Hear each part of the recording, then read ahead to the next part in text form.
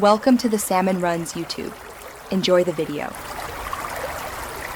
In this video, I will show you how to change your Nissan Altima key fob battery. First, make sure you have a new CR2032 battery and a small flathead screwdriver ready. These are the only tools you'll need for this simple repair.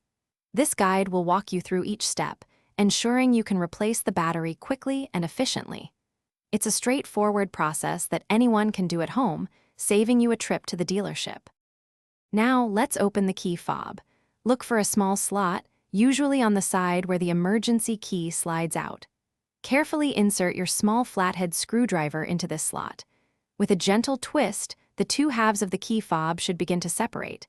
Be careful not to apply too much force, as the plastic can be delicate. The goal is to slowly pry it open without causing any damage. With the key fob open, you'll see the old battery. Gently pry it out using your screwdriver or even your fingernail.